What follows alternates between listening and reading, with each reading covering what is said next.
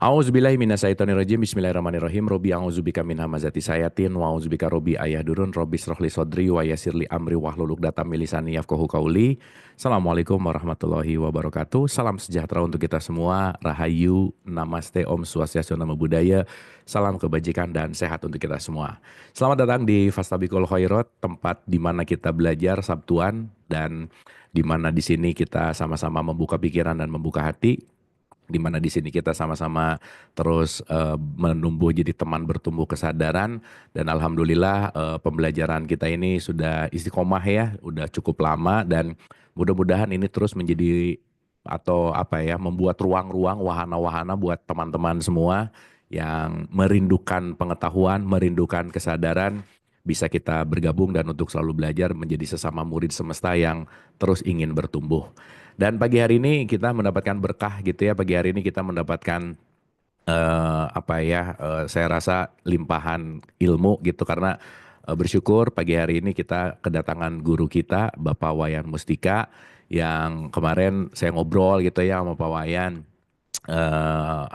apa ya, banyak hal gitu, dan entah kenapa dari hampir minggu ini, 2 minggu belakangan ini, di banyak diskusi apa dan lain-lain, terlihat bahwa ada fenomena yang disebut dengan banyak yang sedang menemukan jalan buntu lah gitu bahasanya. Jadi pas kemarin, Pak, kita bahas sesuatu yuk, apa pembahasannya? Bagaimana sih kita melampaui atau menembus jalan buntu, yang saya rasa kita semua pasti punya pengalaman dead end gitu ya, ketika di ujung mentok dan gak tahu harus ngapain gitu. Nah, saya rasa pagi hari ini kita akan rilis sama-sama dan kita akan belajar bareng. Dan tentu saja kita akan dibimbing oleh guru kita, Bapak Wayan Mustika. Kepada guru kita kasih tepuk tangan dulu. Sehat Pak Wayan, apa kabar? Alhamdulillah sehat Kang Abu. Alhamdulillah. Sehat Aduh, semua ya. bahagia banget deh Pak Wayan bisa hadir lagi ke sini. Ya, Makasih banyak Pak Wayan, hatur nuhun, sama-sama. terima kasih.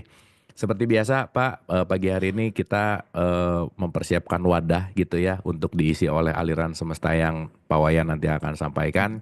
Dan pembahasan kita pagi hari ini adalah bagaimana sih melampaui ketika kita benar-benar lagi ada dalam keadaan buntu gitu. Jadi kepada Pak Wayan dipersilahkan. Ya, makasih Kang Abu. Assalamualaikum warahmatullahi wabarakatuh. Assalamualaikum warahmatullahi. Om Swastiastu, salam sejahtera, Namo Buddhaya, Rahayu, Rahayu, Rahayu. Terima kasih Kang Abu. Acara hari ini mudah-mudahan nggak ketemu jalan buntu nih. Justru udah pada buntu Pak Wayan, nah pengen Iya. melampaui sih sebenarnya Pak. Saya barusan offline nih Kang Abu. Hmm. Ya, pagi-pagi kedatangan tanpa ada rencana gitu, tanpa ada apa namanya, tanpa ada perjanjian. Tiba-tiba kedatangan seseorang yang justru sedang menemukan jalan buntu, sedang menemukan Hmm. jalan buntu dalam perjalanan hidupnya. Dan alhamdulillah ketika setelah ngobrol tadi, jalan buntunya tiba-tiba terbuka dan akhirnya dia menemukan sesuatu yang membuat dia bisa melihat sisi lain dari kebuntuan ini. Nah, mudah-mudahan apa yang tadi dialirkan saya ingat lagi dan bisa dialirkan lagi di sini gitu. Ya, Bapak Ibu semua, izin saya share screen ya Kang Abu ya, supaya kita lebih bisa berimajinasi tentang apa yang akan kita bicarakan tentang kebuntuan di kehidupan ini. Karena mau tidak mau kita pasti akan mengalami juga yang namanya perjalanan. Bahkan ketika kita ikuti Google aja kita ketemu juga dengan kebuntuan itu. Betul. Silakan Guru. Iya, jadi saya mau share screen yang ini. Oke. Nah, ini cerita tentang perjalanan hidup kita semua, bahwa mau tidak mau di perjalanan hidup ini kita pasti akan menemukan jalan buntu. Kenapa demikian? Ya, nanti kita lihat satu persatu ya. Apakah kita memang harus menembus jalan buntu atau malah kita berpaling? Nah, mudah-mudahan nanti kita menemukan ini. Seperti ini cerita tentang perjalanan hidup kita di sini, di bumi ini. Pada akhirnya kita akan bertemu juga dead end yang tadi diceritakan Kang Abu. Ya, di ujung jalan itu kita mungkin bertemu titik di mana kita tidak bisa melanjutkan perjalanan hidup kita lagi. Atau perjalanan yang harusnya menjadi impian kita, tujuan kita, harapan kita. yang kita kira akan menjadi takdir yang menyenangkan bagi kita, malah menjadi sesuatu yang berbeda dari harapan kita. Seperti mobil ini, mobil di ujung ini.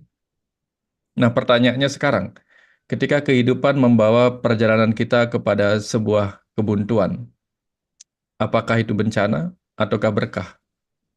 Kalau bencana, maka kita akan hindari. Kalau berkah, maka kita akan nikmati. Atau sebaliknya, karena kita menghindar, maka dia menjadi bencana. Karena kita nikmati, maka dia menjadi berkah. Nah, ini kita perlu renungkan. Ketika kita bertemu dengan kebuntuan di perjalanan hidup, inilah yang pertama kita harus renungkan. Apakah dia berkah ataukah bencana? Karena segala sesuatu itu akan menjadi bermanfaat kalau kita menganggapnya penting dan baik. Tapi dia tidak akan menjadi bermanfaat kalau kita anggap dia buruk dan tidak penting, lalu kita akan mengabaikannya, gitu. Ini selalu jadi pertanyaan kita. Karena ketika kita bertemu dengan kebuntuan, beberapa orang memotivasi kita seperti ini. Ya, ayo jangan berhenti, karena siapa tahu di ujung penggalian kita, di ujung usaha kita, kita akan bertemu permata intan yang berharga, yang bermanfaat, yang penting bagi kita. Sehingga kita disarankan untuk terus menggali, menggali, menggali, menembus apa yang menghalangi kita di depan. Yang tampaknya buntu kita tembus, siapa tahu nanti kita akan ketemu jalan keluar dan sebagainya. Jadi apakah yang di atas ini yang benar, ya, dia tetap semangat untuk menggali, ataukah yang bawah ini yang benar?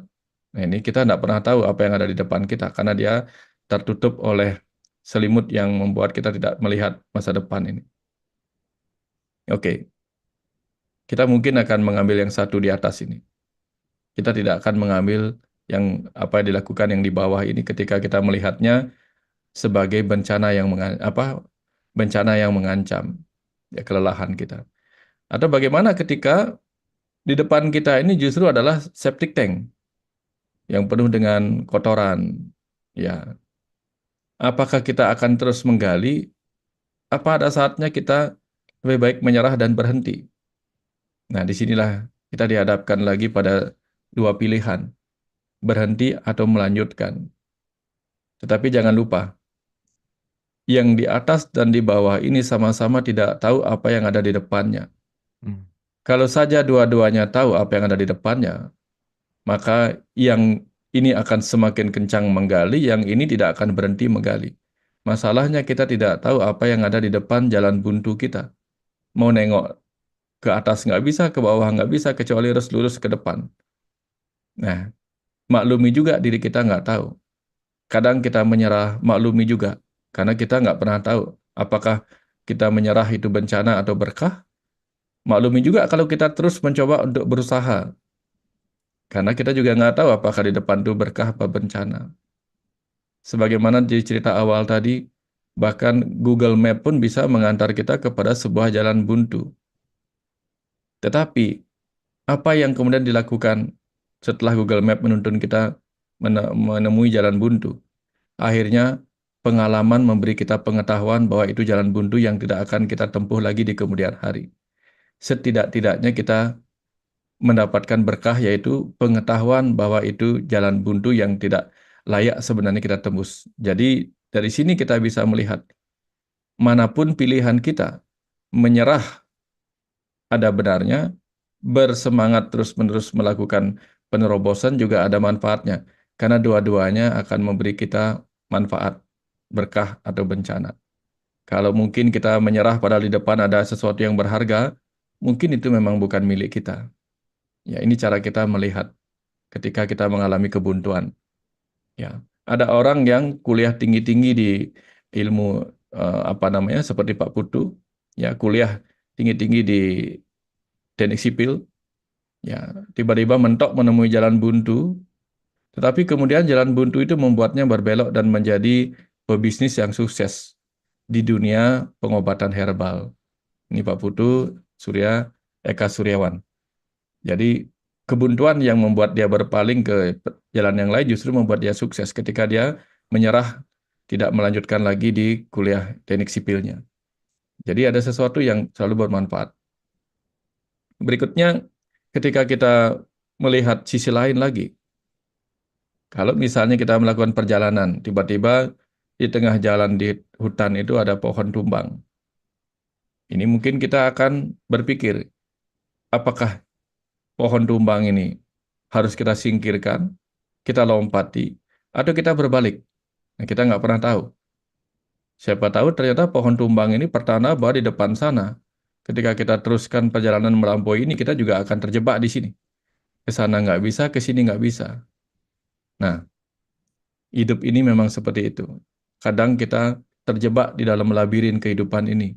Labirin yang kadang kita ciptakan sendiri. Akhirnya kita bingung di dalamnya. Ya, ada orang terjebak pada labirin hutang, labirin keuangan, labirin cinta, labirin kekuasaan, segala macam bentuk-bentuk labirin yang diciptakan oleh dirinya sendiri. Ketika mengambil sebuah pilihan-pilihan jalan hidup, ini banyak sekali kita terjebak di sini. Nah, ketika kita terjebak, apa yang bisa kita lakukan? Menoleh ke depan nggak tahu jalan, menoleh ke belakang nggak tahu jalan, ke samping kiri kanan semuanya tertutup. Mungkin yang terbaik dilakukan adalah naik sehingga kita bisa melihat lebih luas lagi. Tapi bagaimana kalau labirinnya begitu luas? Sehingga ke depan pun kita tidak tahu jalan pulangnya. Maka ketika kita bertemu dengan jebakan-jebakan seperti ini, jalan buntu seperti ini, gambaran-gambaran kehidupan sedang mengajarkan kepada kita untuk mungkin seperti ini.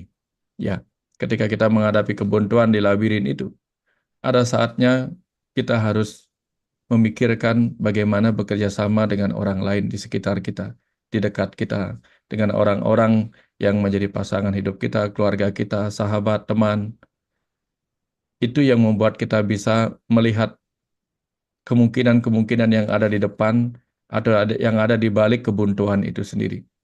Ya, mungkin ada orang yang lebih tahu apa yang ada di depan. Mungkin ada orang yang bisa membantu kita naik ya untuk menengok sejenak kemungkinan itu. Nah, inilah kadang-kadang pada saat kita buntu yang kita butuhkan adalah teman di luar atau teman di dalam diri kita sendiri, yaitu hati nurani kita, pemikiran-pemikiran kita. Ya, bayangkan kalau ketika kita mengalami kebuntuan seperti ini, kita memiliki ratusan teman yang ada di sini. Mungkin kita lebih tenang daripada ada dalam kesendirian. Ya, hal yang sama terjadi ketika di dalam batin kita sendiri, pikiran kita sendiri penuh oleh teman-teman lain yang berupa pengetahuan-pengetahuan. Ada pengetahuan tentang ilmu astronomi, perbintangan, navigasi, ilmu lain-lainnya yang menjadi teman yang membantu kita menenangkan diri. Nah, inilah yang jarang kita kumpulkan, sehingga ketika kita punya masalah dan teman-teman di luar menjauhi kita, sementara teman di dalam juga tidak banyak, disinilah orang mengambil keputusan yang salah, jalan keluar yang salah. Dia bukan naik untuk melihat wawasan yang lebih luas, dia naik untuk menggantung dirinya dan memilih pulang menghindar dari kehidupan ini. Nah, ini yang jadi masalah. Sama-sama naik, tetapi turunnya tidak bagus. Yang satu turun menggantung karena bunuh diri, yang satu turun bagus karena sudah bisa melihat apa yang ada di depannya. Jadi pesan cerita ini mengingatkan kepada kita, boleh kumpulkan banyak teman di luar, tapi jangan lupa, belum tentu mereka siap untuk menemani kita. Dan belum tentu kita akan selalu bersama-sama dengan mereka. Tetapi teman yang paling penting yang kita miliki adalah teman di dalam diri kita sendiri berupa pengetahuan-pengetahuan dan pengalaman-pengalaman yang sudah kita kumpulkan sebanyak mungkin. Itulah yang akan membantu kita ketika mengalami kebuntuan dalam kehidupan ini. Sama seperti hal ini juga, imajinasi ini. Ya, bayangkan ketika kita berada dalam kondisi seperti ini. Ya, teman kita buntu, kita juga mengalami kebuntuan. Sama-sama buntu. Akhirnya kita sama-sama ngotot untuk menyelesaikan masalah kita sendiri. Padahal kalau kita saling dukung, saling sokong, menyokong, ya, antara pasangan hidup dengan keluarga saling sokong, menyokong, akan tiba saatnya kita bisa menikmati semuanya dengan ya, sampai habis kita nikmati seperti ini. Kalau kita tidak mengedepankan ego kita sendiri, kebutuhan kita untuk menyelesaikan masalah lebih cepat. Nah, Ini sangat inspiratif rasanya buat kita kalau kita sama-sama mau mengalah dan sama-sama menikmati apa yang bisa kita nikmati bersama. Toh pada akhirnya kita akan mendapatkan jumlah yang sama kalau tidak ada kerakusan di situ. Ini contoh-contoh yang perlu kita renungkan ketika kita menghadapi kebuntuan dalam permasalahan hidup kita. Di samping itu, tubuh kita juga pernah memberitahu kita, ya, apa yang terjadi ketika telinga kita mengalami kebuntuan. Ya, banyak juga orang yang seperti ini. Ini bukan hanya tentang fungsi telinga yang buntu tidak bisa mendengar, tapi banyak juga orang yang perjalanan hidupnya mengalami kebuntuan di luar dan di dalam dia juga mengalami kebuntuan, yaitu apa? Tidak mau mendengar masukan, tidak mau mendengar nasihat, sehingga buntu di luar bertemu dengan buntu di dalam. Ini jadi masalah kita. Tapi kalau kita ingin menghadapi kebuntuan kita dengan lebih baik, apa yang bisa kita lakukan? Nah, ini contoh saya masukkan ilmu di dunia kedokteran. Kalau kita mengalami kebuntuan telinga oleh karena serumen atau kotoran telinga kita menyumbat begitu tebal, ada cara baik. Bisa kita gunakan sumpit, ya bukan sumpit ya, apa penjepit gitu untuk menariknya keluar. Tapi biasanya malah hancur. Ini malah Hmm. hancur biasanya. Karena kita tidak bisa menjepitnya sepenuhnya atau mengaitkannya dengan hook. Nah, ini agak susah juga kalau nggak apa namanya tidak jago karena bisa melukai di pinggir-pinggirnya. Cara yang paling bagus yang sering saya pakai di dunia ilmu kedokteran adalah menyemprotkan dengan air sehingga air itu akan berbalik dari dalam mendorong keluar. Selain air menghancurkan, melunakkan kebuntuan ini, dia juga akan mengeluarkan kebuntuan ini dari dalam. Nah, apa pesan di sana? Ternyata ketika kita mengalami kebuntuan, kita bisa meminta bantuan pada pelajaran yang diberikan oleh air. Yang pertama mengalir, yang kedua sejukkan diri kita, yang ketiga gunakan kelembutan air untuk menghancurkan kebuntuan itu. Ada kebuntuan yang terjadi berupa kebuntuan komunikasi dalam keluarga.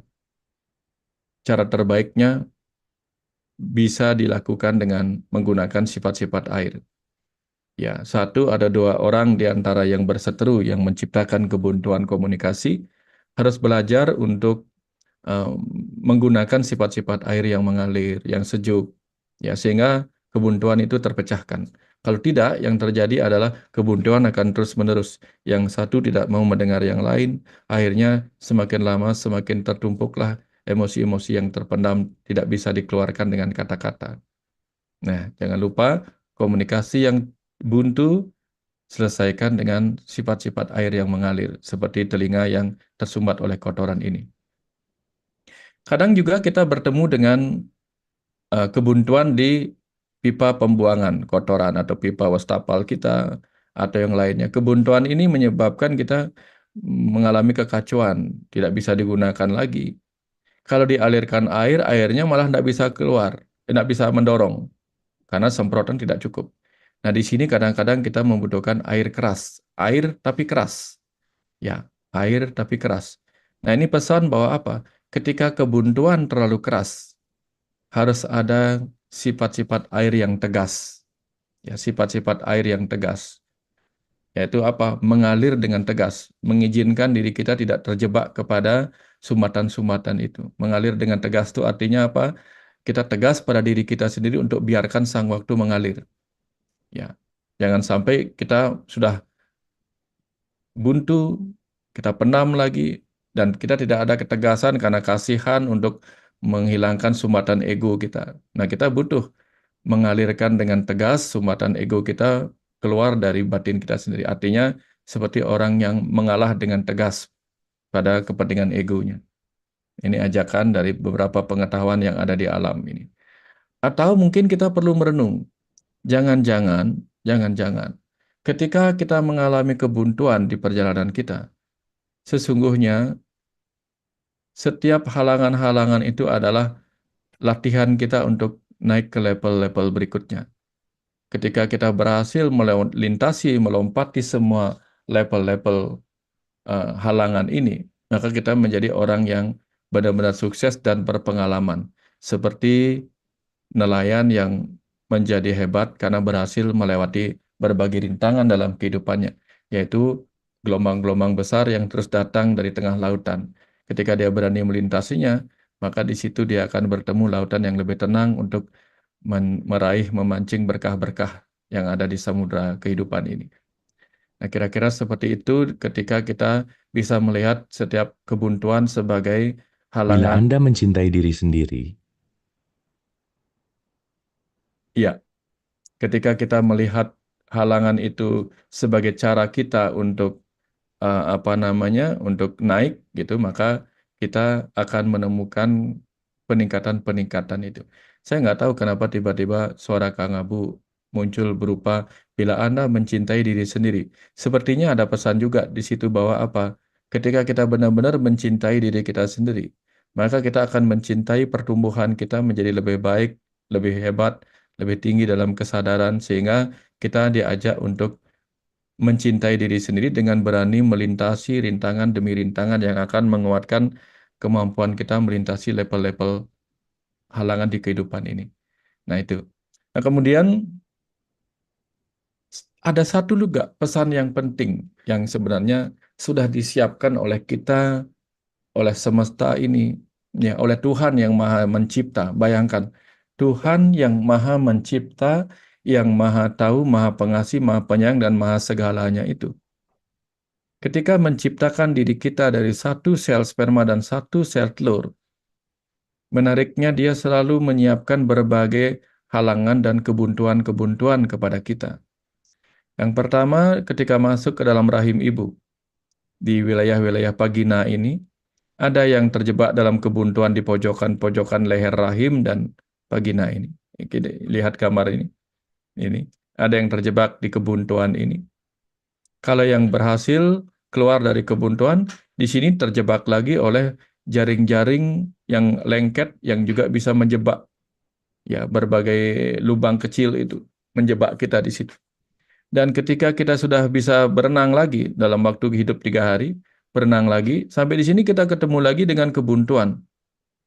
Ya, kalau kita terus-menerus mencoba untuk menembus kebuntuan yang ini, yang di atas ini, sementara yang kita cari ada di sebelah kanan atau di sebelah saluran kiri, maka akan sia-sialah kita terus-menerus mencoba menembus kebuntuan ini, yang di atas ini. Karena ternyata kita hanya perlu menggunakan chemistry kita untuk mengetahui di mana tujuan kita berada. Mungkin harus belok kanan atau belok kiri. Nah, ini ajaran kepada kita. Kapan saja kita menemukan kebuntuan dalam perjalanan hidup kita, alih-alih kita berpikir untuk menembusnya, lebih baik kita berpaling sejenak ke tempat di mana sebenarnya mungkin berkah sedang menunggu kita. Nah, ini perenungannya.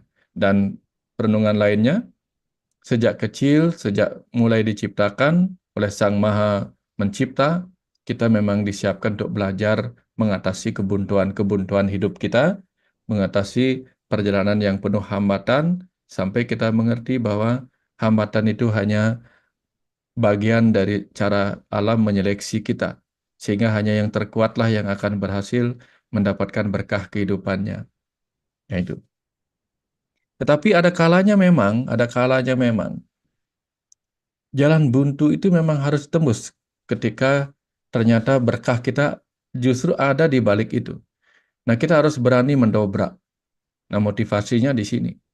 Kalau hadiahnya ada di sebelah, di balik dinding itu, disitulah kita harus berani mendobraknya. Tidak usah berpaling ke kanan, berpaling ke kiri, tapi dobrak. Kalau kita merasakan intuisi kita mengatakan ada di balik itu. Lalu bagaimana ketika dinding itu begitu tebalnya dan sulit didobrak dengan kekuatan kita? Kita perlu belajar menemukan atau membuat celah masuknya. Karena setiap hal itu bisa didobrak ketika sudah ada celahnya. Ada keretakan membuat kita mudah mendobrak sesuatu. Ada celah membuat kita bisa melihat sesuatu. Makanya peluang itu adalah celah-celah di mana kita bisa menemukan jalan keluar.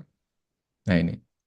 Jadi ada jalan keluar yang berupa celah di depan kita, ada jalan keluar berupa celah-celah di kiri kanan kita, atau sama sekali nggak ada. Nah, jadi pilihannya ketika kembali tidak membuat kita berhasil, ya, terlalu jauh untuk kembali, maka melompat ke depan atau mendobrak ke depan, menembus rintangan itu adalah jalan terbaik, ya. Nah, jadi dari sini kita bisa melihat beberapa hal yang bisa kita lakukan ketika kita menemukan jalan buntu itu. Nah, pertama kita renungkan bahwa kebuntuan dalam hidup ini bisa saja menjadi bencana atau malah dia jadi berkah buat kita. Ya, tergantung kepada kemampuan kita untuk menelaah, ya, insting kita untuk menyadari, mengetahui apakah itu bencana ataukah malah berkah. Jalan buntu bisa ditembus dengan solusi, yaitu melarutkannya dengan sifat air, karena solusi itu adanya larutan. Jadi kita larutkan dengan sifat-sifat air yang ada di dalam diri kita. Dan jangan lupa kita bisa membantu menembus semua itu dengan bantuan teman-teman kita yang ada di dalam, yaitu pengetahuan dan pengalaman kita. Kebuntuan seperti itu juga bisa dilewati dengan melihat dari sudut pandang yang lebih tinggi dan luas. Artinya, ketika di depan kita tampak buntu, kita bisa mencoba naik dengan imajinasi kita, kita coba naik untuk bisa melihat apa yang ada di balik halangan itu. Ya, jangan-jangan itu hanya tantangan bagi kita untuk terus meningkatkan kesadaran kita, kemampuan kita untuk berwawasan lebih luas. Nah, atau jalan buntu juga bisa menjadi pertanda bahwa kita harus berbalik sejenak ke titik awal. Seperti ketika kita masuk ke labirin-labirin, cerita itu sedang mengingatkan kita. Jangan lupakan jejak-jejak awal agar kita bisa pulang seandainya ketemu jalan buntu. Bahkan anjing sering kencing di jalanan, ya, di batang-batang pohon. Untuk apa? Kelak ketika dia harus pulang kembali ke rumah, dia bisa mengikuti jejak-jejaknya. Ikan-ikan salmon ketika berangkat ke samudra, ketika dia masa kecil baru lahir di danau, dia berangkat ke samudra, dia tidak mungkin kencing sepanjang sungai, tidak mungkin meninggalkan jejak sepanjang sungai, karena apa? Karena semua jejak-jejak kimiawi itu pasti akan hilang hanyut oleh arus air. Tetapi bagaimana dia bisa kembali ke danau yang sama? Seperti juga penyu-penyu bisa kembali ke pantai yang sama di mana dia dilahirkan. Padahal jejaknya mungkin sudah terhapus oleh ombak. Yang dia ingat adalah arus, arus yang pernah mengantarkan dia ke samudra, arus yang sama yang akan dia tempuh untuk kembali pulang. Nah, ingatan-ingatan seperti itulah yang harus kita bangun dalam diri kita. Ketika kita ketemu jalan buntu dan ingin mulai dari awal kembali, kita harus ingat di otak kita apa tanda-tanda yang pernah kita lewati agar kita bisa kembali ke titik awal untuk mencoba jalan yang lain di dalam labirin kehidupan yang membuat kita terjebak dalam kebuntuan ini. Ada juga cara lain, yaitu apa? Ketika kita menemui kebuntuan, ambil ancang-ancang untuk melompatinya, untuk mendobrak kebuntuan itu, atau untuk menciptakan celah dari kebuntuan itu. Atau yang lainnya adalah segera berbelok ke arah yang lain. Mungkin bukan di situ tujuan kita. Semesta mungkin sedang mengajak kita untuk apa? Untuk menemukan jalan lain di mana berkah sesungguhnya ada untuk kita dan bukan untuk apa yang kita perjuangkan dengan mati-matian, sementara itu bukan milik kita, bukan takdir kita. Dan ketika jalan buntu bisa dobrak, itu akan berhasil ketika kita bisa menemukan atau bisa menciptakan celah masuknya. Celah masuk itu bisa didobrak dengan ketajaman. Seperti ketika kita menciptakan luka dengan pisau atau menciptakan atau membelah sesuatu dengan benda-benda tajam, jadi dibutuhkan ketajaman pikiran untuk bisa menemukan atau menciptakan celah masuk agar kita pada akhirnya bisa mendobrak kebuntuan kita. Nah, kira-kira seperti itu Kang Abu, bahan perenungannya yang hari ini bisa kita gunakan untuk kita diskusikan lebih mendalam lagi. Mudah-mudahan ada ininya. Ya, satu men singkat nih ngasihnya. Oh, enggak singkat juga, hampir 30 menit ya. Ya, mudah-mudahan bermanfaat Kang Abu. Ya, Ini sih singkat tapi aduh dalam banget sih Pak. Ini ya, banyak banget yang penting dielaborasi. Kita tepuk tangan dulu untuk Pak Wayan. Pak Wayan terima kasih. Em, Elaborasinya pagi hari ini menyegarkan itu udah pasti gitu. Dan mungkin kita akan kupas bagian demi bagian gitu. Jadi gini Pak Wayan yang pertama gitu ya. Ini saya mengakumulasi banyak dari pertanyaan. Jadi kira-kira kalau pertanyaan itu diakumulasi, kira-kira pertanyaan yang berkaitan sama ini akan keluar dari dua hal yang akan kita diskusikan di awal Pak Wayan. Jadi gini pertanyaannya. Kita tahu bahwa kalau kita hadir ke sini tuh pasti ada tujuan gitu Pak Wayan. Dan akan enak banget kalau kita tuh tahu tujuan kita mau kemana gitu. Jadi kayak misalnya saya lahir, udah nih, Bu, ini ya, dikasih tahu ya, kamu tuh nanti gini, nanti gini, nanti gini, nanti gini, kamu kerjain ini manual booknya, udah ikutin ini aja, kamu pasti selamat gitu. Misalkan gitu Pak Wayan. Nah, banyak sekali pertanyaan-pertanyaan yang datang. Pertama, Pak, aku tuh juga nggak pengen ke sini, kenapa aku ada? Terus yang kedua, kenapa sih nggak dikasih tahu aja gitu? Harusnya kemana, ngapain, kamu tuh ngerjain apa? Karena kita datang ke sini sebagai makhluk lah gitu, katakanlah sebagai hamba gitu. Ini kenapa sih sang pencipta tuh nggak jelas aja ngasih, nih manual book kamu, ini programnya, kamu kerjain. Jadi kalau kalau pakai bahasa gampangnya, kita tuh udah dapat buku manual book yang tiap hari tinggal baca, melakukan ini sehingga arahnya jelas, tujuannya tahu, dan kita beneran akan sesuai dengan apa yang sudah ditetapkan gitu Pak Wayan. Nah pertanyaannya, kenapa sih justru malah kita sebagai makhluk yang kita sebut sebagai manusia adalah makhluk terbaik gitu, tapi malah justru sangat sulit untuk menentukan journey hidupnya, tujuan hidupnya, mau kemana dan bahkan ya itu tadi kebingungan-kebingungan itu melanda kita dalam keseharian dalam kehidupan gitu. Silakan Pak Wayan, kira-kira itu pertanyaan elaborasi ya. awalnya gitu. Ya, Silakan Pak. terima kasih Kang Abu. Bicara tentang tujuan itu berarti maksudnya hasil akhir ya Kang Abu ya? Betul betul. Oke. Kak kemarin dulu saya nanya sama ibu saya, Kang Abu, waktu kecil. Ibu, mau kemana? Tujuannya kemana? Ibu, ibu saya jawab gini, mau beli kotoran gitu, mau beli bahan kotoran gitu. Oh, kotoran apa? Nah, sebentar ibu kan mau ke pasar, mau beli makan, mau beli masakan dan sebagainya yang besok akan menjadi kotoranmu. Hmm. Kira-kira kalau dikatakan demikian, gimana Kang Abu? Kalau kita tahu bahwa semua yang kita cari di pasar, cari ini gitu, yang akan kita cari adalah bahan kotoran besok pagi. Oke. Ya, sekarang kita kerja nih. Sekarang kita belajar. Ada orang belajar dari SD sampai tua, sampai SMA lah, sampai mahasiswa, sampai dia bekerja. Nah, dia belajar dari SD supaya punya pengetahuan untuk mendapatkan pekerjaan. Setelah mendapatkan pekerjaan, yang dia cari tujuannya adalah mendapatkan uang. Setelah dia mencari uang, yang dia tuju adalah bisa mendapatkan makanan. Setelah dia dapatkan makanan, yang dia tuju adalah bagaimana makan itu pada akhirnya, tujuan akhirnya adalah memenuhi kamar mandi, toilet. Lalu kalau kita tahu dan berpikir bahwa tujuan saya adalah mencari bahan untuk mengisi toilet, kira-kira orang mau belajar nggak dari kecil kamu? Ini lucu-lucuan kamu, ini lucu-lucuan. Oke Pak, ngerti Pak. Kenapa Jadi, kenapa tujuan nggak dikasih tahu di awal? Karena kalau udah dikasih tahu di awal, kita tidak akan menikmati petualangannya, betul nggak Pak? betul, betul. Karena Oke, setiap tahap itu ada tujuannya masing-masing, Kang Bu. oke, Ada yang oke. SD tujuannya begini. Kalau kita tahu bahwa kita dari SD tujuannya, Kang Bu masih sering pakai enggak ilmu matematika yang tangan, kotangan, sinus, kosinus gitu? Tahu nggak? Waduh, Nggak udah kepake kan? nggak kepake Pak Kalau Wayan saja kita tahu bahwa sejujurnya. itu nggak akan kepake, kita nggak mau pelajarin itu dulu waktu SD, SMP. Betul nggak? Oke, Ya. oke. Justru karena kita nggak tahu tujuan kita pada saat itu adalah apa. Sekarang pelajaran matematika tujuan saya adalah tahu perkalian, tahu setiap yang diajarkan. Walaupun tujuannya nanti saya nggak tahu lagi. Setidak-tidaknya tujuan dari apa yang dihadapkan pada kita, itu kita tahu. Setiap saat yang hadir saat ini, yang seperti Kang Bu sering sampaikan, adalah present. Present apa? Present berupa pelajaran. Nah, tujuan kita apa pada setiap pelajaran itu? Untuk tahu, untuk mengalami. Itu tujuan kita.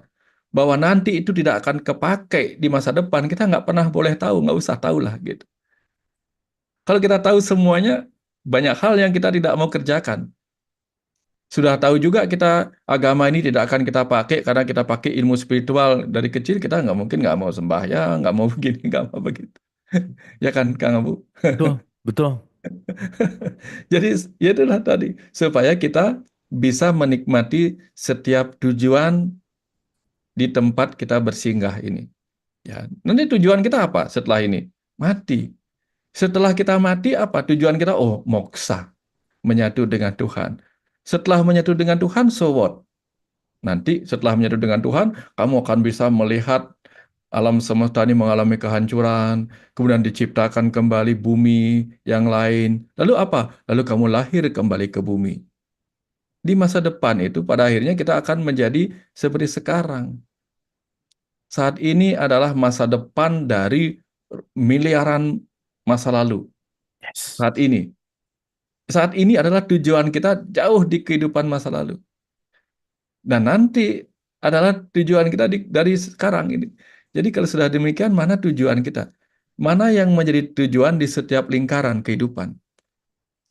Karena hidup tidak linier, Kang Bu. Yes. Hidup tidak linier. Ya, makanya kita bisa saja makan kotoran sapi kan. Karena apa?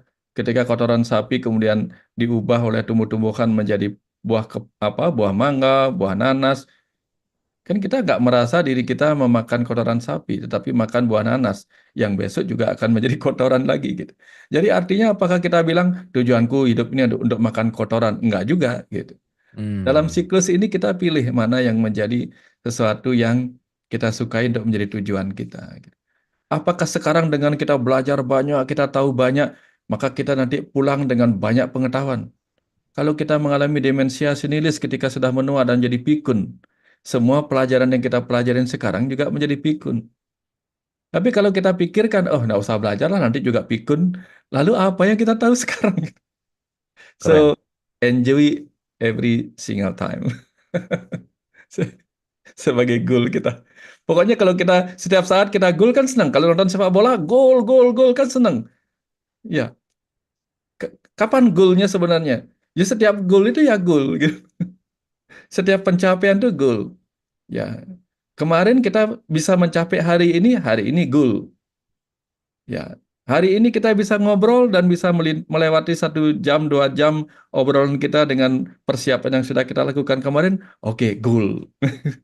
Besok lagi goal. Nanti kita punya tujuan lagi akan mengadakan retreat. Selesai retreat, goal. Every time is goal. So, so let's celebrate the goal. Wah, keren Pak Wayan. Wah, Pak, Ya, makasih asik Pak. nih, Kang Abu asik saya lagi dapat nih, lagi Wah, lagi. ini keren banget sih Pak. Maksudnya ini jawaban yang sangat sederhana tapi sangat membungkam gitu gitu Pak Wayan. Sangat membungkam. Kan kan kita tahu ya Pak Wayan yang namanya pikiran itu selalu penasaran, pengen dapat jawaban, pengen ke masa depan, pengen apa dan lain-lain. Yang bahkan ketika ada pertanyaan saya pengen nanya, terus kalau udah tahu mau apa? Enggak sih, cuman pengen tahu aja. Kan sebetulnya dalam tanda petik emang itu keisengan-keisengan pikiran gitu ya. Nah, ada satu poin Pak Wayan, itu menarik banget tentang kita Ya, bicara dalam konteks goal tadi gitu ya. Yang menarik Pak, kalau kita bicara dalam konteks yang namanya religion lah. ya, Saya tuh kemarin berdiskusi gitu ya bahwa bicara tentang kriminalitas gitu ya, dalam tanda petik bahwa kejahatan lah kita sebut. ya, Bahwa salah satu kejahatan besar adalah ketika selalu menyangka bahwa ada tempat yang akan lebih baik nanti gitu Pak Wayan. Nanti lebih baik. Nanti di sana, nanti di langit tujuh, nanti di surga, nanti di akhirat, nanti. Sehingga ketika ada stigma atau pemahaman orang tentang ke masa depan, akhirnya tidak banyak orang yang bisa menikmati saat ini yang tadi Pak Wayan bilang bahwa setiap hari sebetulnya goal juga ya. ya. Kita bisa melalui hari kemarin karena kita udah goal di hari kemarin dan saat ini kita hadir. Tetapi Ya. ketika sibuk ke masa depan mencari, yang akhirnya gini Pak Wayan, seakan-akan kita nggak hidup di sini karena kita mau menuju kepada sesuatu. Sibuk akan tujuannya gitu Pak. Tapi Ya. justru malah sibuk nggak, justru malah tidak sadar terhadap esensi hidup itu sendiri. Gimana tanggapan Pak Wayan? Silakan. Gini Kang Abu, ada dua ini Kang Abu. Ada orang bayar hutang, ada orang mau dikasih uang. Nah, tanya dia. Kalau kita tanya sama dia, Kamu bayar hutang sekarang apa nanti? Jawabannya pasti apa? Nanti. Nanti. Kamu mau dikasih uang sekarang apa nanti? Sekarang. Lucu ya? Kalau ditanya begitu, kamu minta uang sekarang apa nanti? Nanti. Sekarang. Kamu Sekarang. bayar hutang nanti apa sekarang? Nanti. Nanti. Sekarang dikasih begini. Kamu minta surga sekarang apa nanti? Nanti. Lucu ini. Tumben-tumbennya tuh anak-anak semesta minta surganya nanti bukan sekarang gitu Iya, aneh. itu aneh banget sih. Benar, benar, benar. Benar, benar. Ya ya, lucu ya Kang ya. Benar, benar, Pak. Itu agama itu nggak pernah mengajarkan kita untuk nanti. Oke. Makanya apa Mamayu Hayuning Buwono. Karena Buwono ini sudah diciptakan sebagai surga, jaga surgamu itu. Gitu. Yes. Udah dikasih sekarang kok minta nanti lagi. Nanti, gimana kamu bisa nikmati dalam tubuh yang sekarang ketika tubuh sudah nggak ada lagi nanti? Udah, oke, bayar hutangnya boleh nanti. Tapi nikmati surganya sekarang. Gitu. Surga sudah dibangunkan, nikmati, dijaga. Sudah lahir di tanah surga juga yang penuh cahaya, ya tanam apa saja hidup gitu. Oh, nggak dinikmati gitu. Oke lah kalau pernah lahir di sebuah tempat yang gersang, tentu saja surga yang penuh dengan pohon rindang, hujan, itu nanti oke, karena sekarang ini belum ada. Karena kita lahir di tanah yang gersang, oke. It's okay. Memang belum ada. Tapi ketika kita lahir di tanah yang sudah penuh taman bunga, penuh pohon-pohon ini, masa ada yang berjanjikan begini? Gini, gini, gini. Nanti tak janjikan kamu punya tempat yang penuh dengan hutan, sementara dia lahir di tengah hutan. Kan lucu. Hmm. Lucu. Betul, betul. Lucu ya. Jadi, oke, itu bagus untuk orang lain, dijanjikan begitu. Tapi bagi kita yang sudah punya, dijanjikan begitu kan lucu gitu. Ya, kalau saya Kang Abu, saya Kang Abu, misalnya, saya nggak punya mobil, terus ada yang menjanjikan mobil nanti. Oke, it's okay. Saya nggak punya sekarang. Tapi kalau sekarang saya punya mobil yang saya inginkan, lalu ada yang menjanjikan nanti kamu tak belikan dah mobil yang kamu sukai, sementara mobil yang saya sukai sudah saya beli gitu misalnya. Kan Hmm. lucu janjinya. Aneh nih orang berjanji kan gitu kan. Nah, kan yang penting itu apa? Orang yang mengatakan, udah kamu kan udah punya mobil, nikmati mobilmu. Kan lebih bagus begitu. Nah, ketika kita dijanjikan sorga yang gambarannya sudah kita miliki saat ini di Nusantara ini, apa perlu dijanjikan lagi surga yang lain sementara kita sudah diberikan menikmati surga yang digambarkan seperti itu gitu. Gambar yang surga yang penuh taman bunga, penuh cahaya yang bla bla bla gitu lah, itu ada di mana-mana di tanah subur kita ini. Kita ini adalah jiwa-jiwa yang sudah penuh berkah dan lahir di bumi Nusantara ini. Minta surga nanti lagi. Kacau kita. Keren, Pak. Keren, Pak. Makasih, Pak. Ini keren banget sih. Iya ya, sesederhana ya. Mau uang kan nggak mau nanti, maunya sekarang. Nah, surga nanti terus. Terus yang lucu, Pak, gitu ya. Semua orang pengen surga tapi disuruh duluan mati, nggak ada yang mau, Pak Wayan ya. Karena dia diingatkan, kenapa gitu Kang Abu? Karena apa? Eh, Di dalam dirinya, di dalam jiwanya mengatakan, ngapain harus mati? Kan aku sudah di surga. Dalam Hmm, dirinya yang tidak dia ucapkan. Jiwanya benar. mengatakan begitu. Kalau saja surga yang dijanjikan itu benar-benar ada di sana, dia akan memperjuangkan itu. Tetapi ketika dia sadar, ini pun surga. Ngapain juga ke sana? Kan saya nikmati dulu di sini. Walaupun dia tidak mengatakan. Kan kadang ego bicara berbeda dengan hati nurani. Gitu. Wah, keren, Pak Wayan. Pak, jadi Ya, ingat waktu obrolan kita nyepi, Pak Wayan, ya, itu ya. membekas ya. Jadi, Ya. wah itu saya nggak akan lupa. Jadi mungkin kita bisa elaborasi terkait dengan pembahasan tentang sekarang ini gitu. Jadi teman-teman, waktu saya nyepi di tempatnya Pak Wayan gitu ya, Pak Wayan tuh sempat dialirkan dan saya sempat menyimak banget dan ini beneran ya jadi keinget lagi barusan gitu ya karena relate banget. Ada satu statement yang sangat amazing banget. Statementnya kira-kira begini. Ketika Tuhan sudah mewujudkan dirinya menjadi semua apapun yang terlihat sekarang, ketika semua sekarang mau itu kita bicara tumbuhan, mau itu bicara tanaman ataupun binatang ataupun apa manusia dan seterusnya, itu adalah wujudnya gitu. Dan dia dalam tanda petik merendahkan dirinya untuk mewujud menjadi materi untuk bisa dengan sangat mudah dilihat. Dan setelah dia sangat mudah terlihat, bahkan sekarang kebanyakan orang mencari Tuhan yang tidak terlihat gitu Pak Wayan. Jelas-jelas sekarang udah kelihatan, jelas-jelas sekarang sudah ada wujudnya, masih sibuk untuk mencari sesuatu yang tidak terlihat. Bahkan Untuk bertemu dengan Tuhan sesederhana tinggal membuka kedua mata, maka kamu akan melihat wujud Dia di mana-mana gitu. Yang menarik Pak Wayan, yang jelas-jelas terwujud sudah ada kok terlupakan, justru malah nyari yang gak ada gitu. Gimana nih Pak Wayan? Silakan. Ya, makanya dulu ada yang mengeluarkan peribahasa begini, Kang Abu. Semut di ujung lautan terlihat, gajah di pelupuk mata tidak kelihatan. Gitu. Hmm. Itu pesan bahwa apa? Kadang kita itu merindukan sesuatu yang sebenarnya itu salah juga enggak, Kang Abu. Salah juga enggak. Kenapa demikian? Karena orang butuh merasa berjauhan supaya muncul kerinduan. Oke. Orang butuh merasa terpisah supaya merindukan. Tetapi dia bersembunyi di tempat yang terang benderang. Dia hanya menutupi kesadaran kita. Dia mempersulit kita dalam kemudahan. Ya, mempersulit kita dalam kemudahan. Sehingga ketika kita merasa sangat rindu dengannya, merasa sangat sulit bertemu dengannya, sebenarnya dia sedang menyiapkan kemudahan. Tinggal buka mata, tinggal menutup membuka telinga.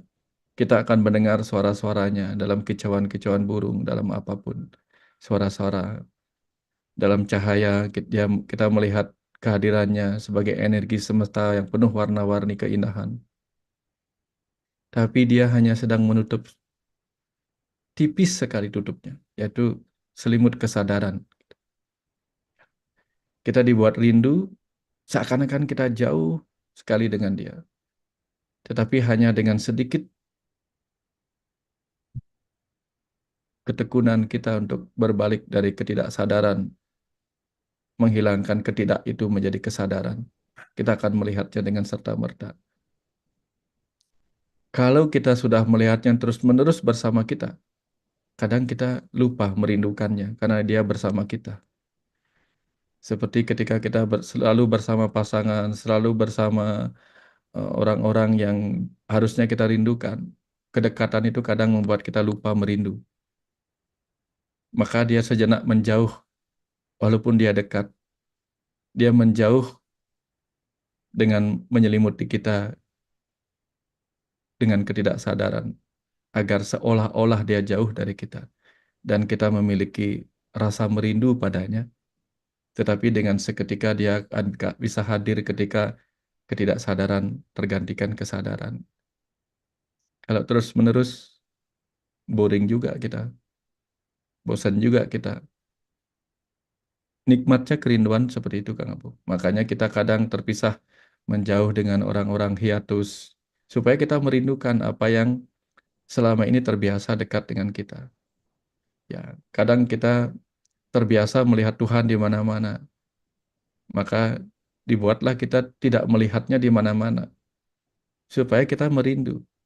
Karena kerinduan yang mempertemukan kita dengannya itu, kerinduan yang membahagiakan, Kang Abu. Kira-kira seperti itu, Kang Abu. Jadi nggak apa-apa tidak melihat aku di mana-mana, sesekali tidak apa-apa. Tidak apa-apa hanya sesekali mengenaliku hadir di mana-mana, tidak apa-apa. Agar kerinduanmu itu mengerti, menyadari bahwa aku sudah ada di mana-mana dan tidak pernah pergi jauh dari kalian semua. Aku di dalam dan aku di luar. Terima kasih, Kang. Terima kasih Pak Wayan, makasih banyak Pak. Menarik gitu ya, satu kata yang namanya rindu ini tuh gimana ya? Sesuatu yang beneran gitu ya, kata rindu ini kan jika dia hadir tuh gimana ya? Merindukan tuh kan sesuatu yang dalam tanda petik menyenangkan tapi sekaligus menyiksa sih Pak Wayan dalam tanda petik gitu ya.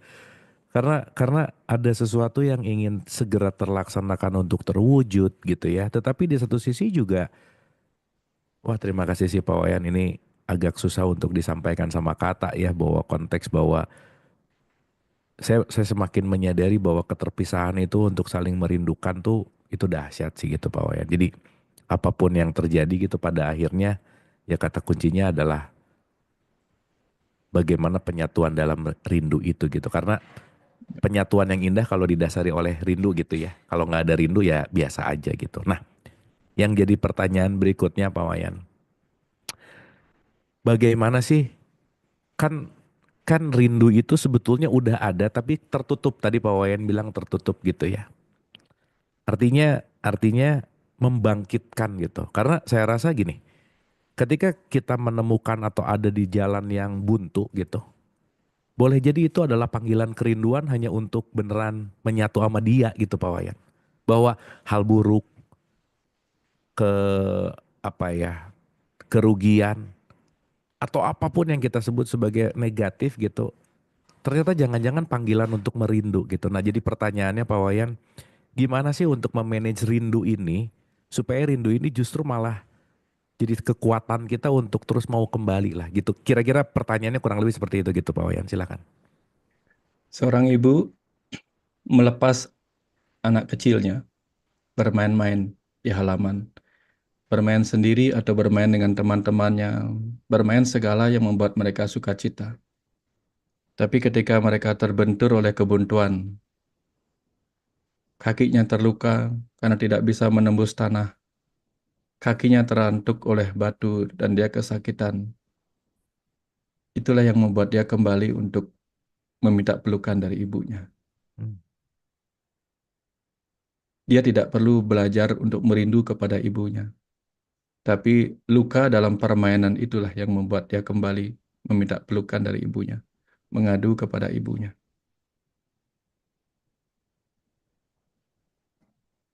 Dan begitulah semesta ini diciptakan sebagai taman bermain untuk membuat orang lali, lupa kepada kesadarannya, menikmati suka duka permainannya, kadang dibully sama teman, kadang merasa kehilangan dalam permainan itu, kadang merasa kalah dalam permainan itu.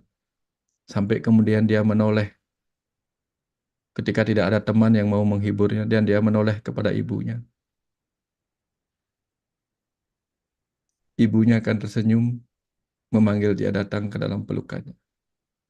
Dan begitulah ayah ibu semesta mengamati kita bermain di kehidupan ini dan selalu menyiapkan dirinya dengan penuh kerinduan, penuh cinta kasih untuk menerima anak-anak semestanya mengadu ke dalam dirinya, ke dalam pelukannya, ke dalam rangkulannya. Dan begitulah ayah akan membiarkan anak-anaknya mandiri, jatuh, bangun, untuk kemudian minta penguatan kepada ayahnya. Begitulah ayah semesta menunggu kita tidak jauh dari tempat kita bermain. Karena dia selalu mengamati kita, bayi-bayi kecil, roh-roh muda, roh-roh yang tidak berpengalaman dalam kehidupan ini. Jadi, tidak apa-apa. Ya, tidak apa-apa merindu. Tetapi yang penting, ayah ibu itu sendiri tetap merindukan kita. Kita akan datang sendiri ketika hidup ini memberi kita kebuntuan, memberi kita luka, memberi kita kesedihan. Dan itulah gunanya. Kalau kita hanya diberikan kebahagiaan sukacita di permainan, kita akan lupa waktu. Hmm. Sampai malam gelap masih bermain, lupa pulang. Seperti itu Kang Abu. Seperti itu. Terima kasih Pak Wayan. Ya kita nggak bisa lepas dari paradoks gitu ya Pak Wayan. Kita nggak bisa lepas dari yin yang semua terjadi pada keinginan kita yang ingin mewujudkan apa yang kita pengen gitu, dan ternyata ya kembali gitu ya bahwa hukum semesta ini memang nggak bisa di kita yang ngatur gitu. Pak Wayan mungkin ini secara pengalaman subjektif Pak Wayan ya, karena saya pengen belajar juga kepada Pak Wayan yang saya anggap dan saya rasa sebagai guru gitu ya. Ini mungkin personal tapi juga mungkin Pak Wayan bisa memberikan tips and trick kepada saya dan kita semua gitu. eh Ya sebagai kita yang masih napak bumi gitu ya, masih dikasih tubuh manusia ini gitu, pastilah ya ada buntu atau galau gitu. Nah, Di level kesadaran Pak Wayan sebagai guru lah ya, ya saya menganggap begitu. Kalau Pak Wayan lagi buntu tuh ngapain sih Pak gitu? Apa yang dilakukan dan kira-kira melihat itu semua kebuntuan tuh dalam perspektif seorang guru tuh seperti apa sih gitu? Gimana Pak Wayan? Suatu ketika saya pernah mengalami kebuntuan, Kang Abu. Pernah mengalami kebuntuan. Ketika bumi yang dipijak sudah tidak lagi memberi harapan gitu. Saya buntu. Lalu saya marah pada saat itu. Saya marah dengan lumayan kencang marahnya gitu. Duduk meditasi dan sambil marah-marah. Tuhan, aku tidak percaya lagi kepadamu. Aku tidak percaya kepada para dewa, kepada para leluhur, kepada siapapun. Jika kau mengatakan inilah engkau, datanglah. Tapi jika kau tidak bisa membuktikan bahwa itu adalah engkau, pergilah. Apapun wujud yang kau ingin tunjukkan, datanglah ke sini. Seseram apapun itu akan aku terima dan akan kutanyakan, apakah itu engkau? Jika bukan, pergilah. Akan kutanyakan sedetail mungkin sampai kau tidak tahu bahwa itulah engkau. Karena aku tidak akan mau percaya lagi jika itu bukan engkau. Aku tidak percaya pada engkau, tidak pada apapun, tidak pada para dewa. Saya tiba-tiba diam kau. Pada saat itu tiba-tiba sesuatu di dalam diri saya bertanya. Semesta itu bertanya. Lalu, kau mau percaya siapa lagi? Disitulah saya kehilangan kata-kata kamu. Di situ saya kehilangan jawaban. Karena ketika saya katakan dengan tegas bahwa saya tidak percaya pada apapun lagi, tidak pada Tuhan, tidak pada apapun, di situ saya tidak punya jawaban. Lalu kamu percaya siapa lagi? Saya tidak punya jawaban. Dan itu menyakitkan kamu. Sampai kemudian di dalam diri saya berkata, Tuhan, ambil semua yang pernah kau berikan kepadaku. Tapi jangan ambil satu saja, keyakinanku bahwa kau ada. Karena hanya itu jawaban yang tersedia bagiku untuk menjawab pertanyaan ini. Itu Kang Abu. Jadi apapun yang hilang, saya tidak apa-apa. Tapi satu hal yang tidak mau saya hilang adalah keyakinan saya bahwa Tuhan itu ada. Sebagai yang maha mendengar keluhan-keluhan saya. Sebagai maha penyayang yang akan menjadi tempat saya mengadu. Meminta apa? Meminta energi. Ya, dia akan mendengar saya tanpa kata-kata, tanpa jawaban. Dia maha mendengar melebihi segala psikolog. Itu yang saya butuhkan. Nah, setelah itulah saya merasa ketika saya sudah bersama dengannya, semesta itu merangkul saya. Nah, itu yang saya lakukan ketika mengalami kebuntuan, Kang Abu. Kebuntuan itu membuat saya berpaling ke dalam diri saya, berpaling kepada kekosongan. Karena ketika kita ada di sebuah kebuntuan, kita akan diam. Ketika kita diam, waktu terhenti, ruang pun tidak bergerak. Ketika waktu dan ruang tidak bergerak, kita berdiam di sebuah titik kekosongan, titik kesunyataan, dan disitulah kita manunggal dengannya sebagai sang waktu dan ruang yang ada di mana-mana. Sejak itulah kemudian saya ketemu bahwa tak ada jalan buntu sesungguhnya di kehidupan ini. Oke. Hanya sebuah titik di mana kita disuruh jeda untuk istirahat sejenak, Kang Abu. Itu saja, Kang Abu. Makasih Pak Wayan. Terima kasih. Indah sekali Pak. Tidak pernah ada yang buntu, tetapi semua apapun yang kita anggap buntu adalah sesaat untuk kita menjeda gitu ya. Ya, Yang mungkin betul sih Pak. Saya mulai menyadari bahwa kebuntuan, sakit, hal buruk. Ya kalau tadi kita kaitkan sama rindu ya mungkin kalau pakai bahasa teatrikal bahwa kok aku udah lama sih nggak disapa gitu kira-kira Pak Wayan.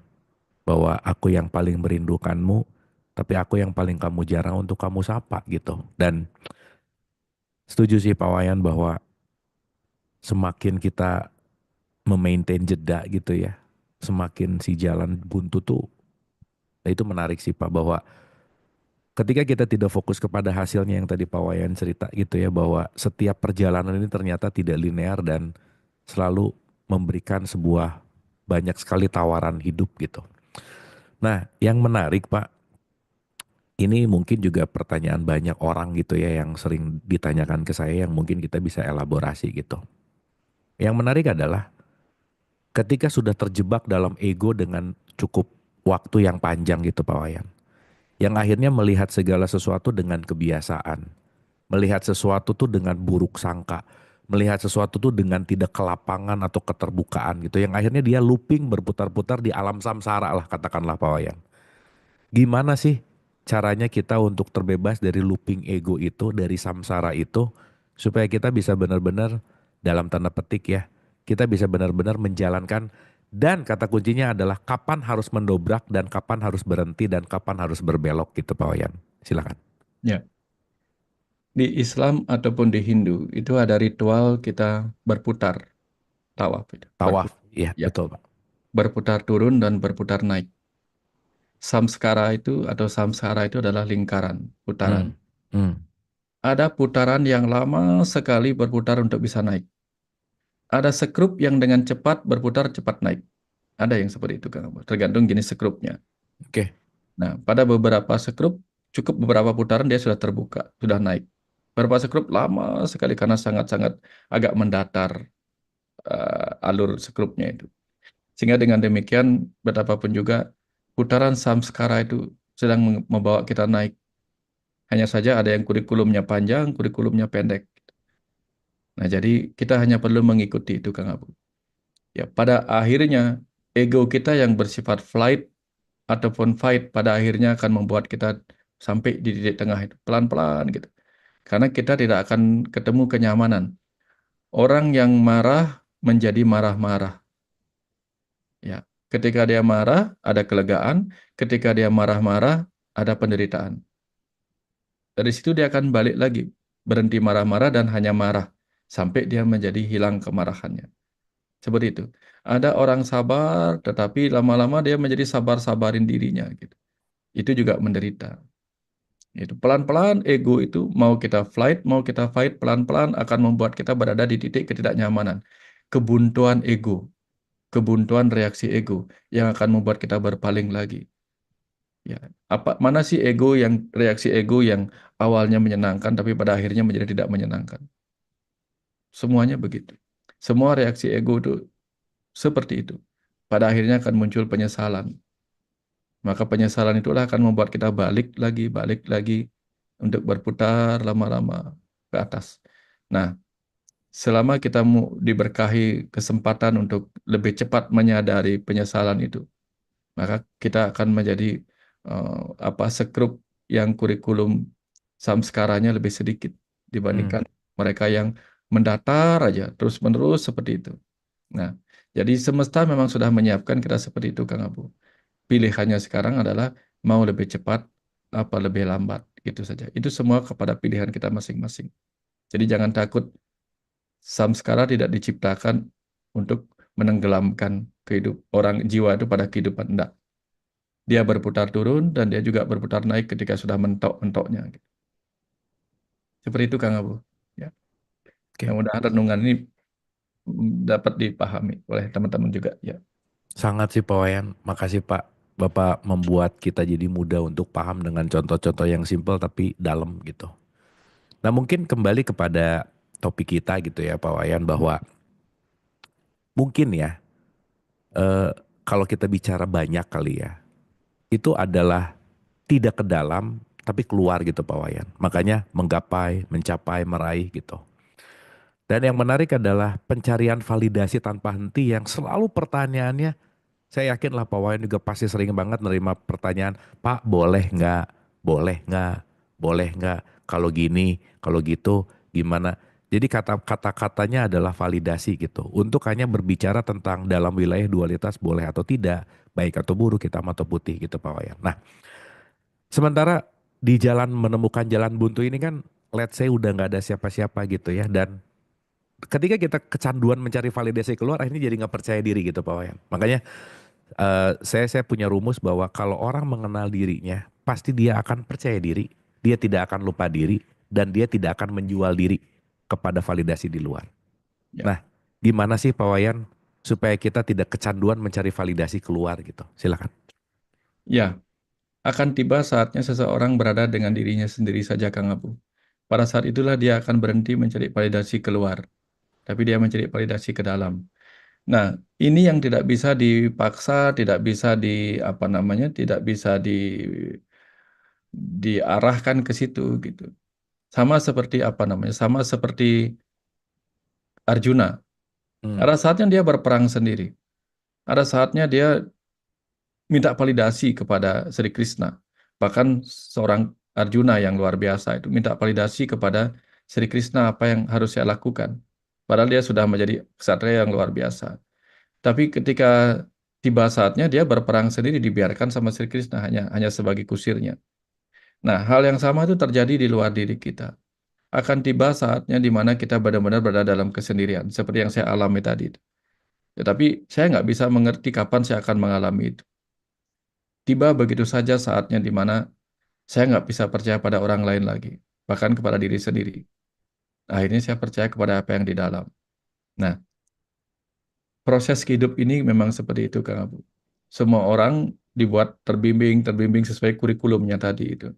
Ada yang akhirnya kemudian dibiarkan tumbuh sendiri dengan menjauhinya.